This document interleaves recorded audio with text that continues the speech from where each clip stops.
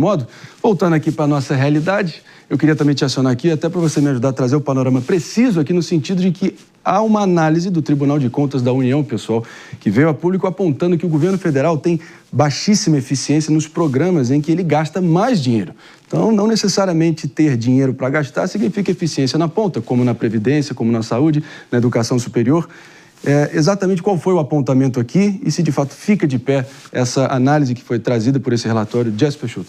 Não, acho que fica, e eu acho que o primeiro ponto é ver que é o TCU, né? Que é um grupo hoje, é uma corte ali que tem até um alinhamento que não é vista como um problema para o governo federal. E quando ela traz um estudo mostrando que está se gastando muito e com baixa eficiência, e vale mencionar, André, que eles analisaram ali cerca de 10 programas que correspondem a mais de 70% do orçamento do governo federal em relação aos programas sociais, e eles estão avaliando que eles estão mais caros e menos eficientes. Isso passa uma mensagem, reforça uma situação que nós estamos falando já há algum tempo. A necessidade de reavaliação dos programas sociais, a necessidade de ter mais cuidado com os gastos públicos, porque quando a gente olha para toda essa situação do IOF, que está virando um caos da República, o nascimento dela é a questão das contas públicas e do endividamento absurdo que esse governo está tendo. Então, quando a gente olha para essa situação, a gente precisa entender que está faltando cuidado com as contas públicas em um olhar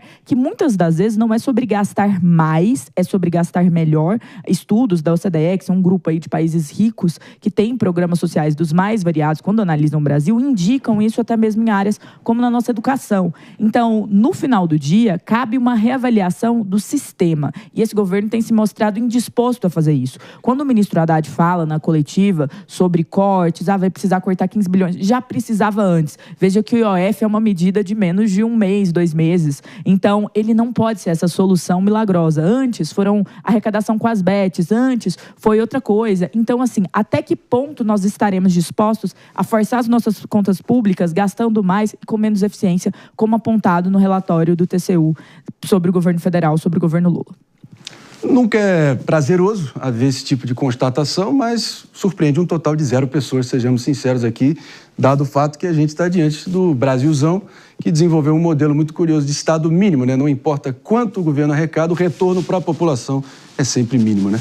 10 horas e 33 minutos pontualmente. Eu vou seguindo aqui, pessoal, repercutindo com a nossa bancada. Estamos de volta para todo mundo nos ouvindo pela rede Jovem Pan de Rádio Morning Show segue a todo vapor, repercutindo nesse momento uma análise do Tribunal de Contas da União, pessoal, que escancarou o óbvio, mas é sempre uma constatação difícil de ser processada, que não há qualquer dúvida no sentido de que, apesar dos gastos do perdularismo, do gasto desenfreado do governo federal, a eficiência e a otimização e entrega dos serviços públicos essenciais, como na Previdência, na saúde e no ensino superior, têm sido bem deficitárias, bem falhas, para ser bem generoso aqui também. Bruna Macedo, surpreende você?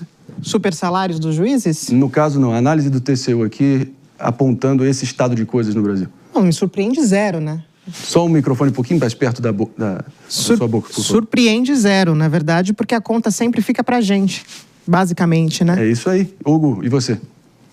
Olha, se a gente fosse entrar nessa discussão a fundo, nós passaríamos um programa todo só discutindo isso. Talvez o grande problema do Brasil seja não olhar os gastos que não estão naqueles que foram eleitos.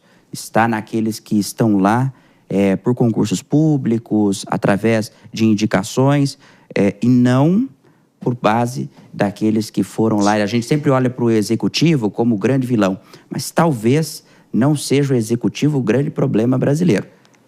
Nosso problema seja invisível, talvez. Pode ser. David de Tasso, talvez o único programa, de acordo com os critérios que foram usados aqui, que realmente performou acima de 90% a 100%, teria sido o Bolsa Família, que, bem ou mal, vai sobrevivendo aos testes do tempo e virando o grande programa social que existe nesse país. Já os outros 10, que representam, acho que algo em torno de 72,5% do orçamento, realmente tiveram uma entregas bem aquém do que era esperado e prometido, né? E entre os apontamentos do Tribunal de Contas da União, André, o que mais me chama a atenção é em relação a 2 aspectos que eles apontaram.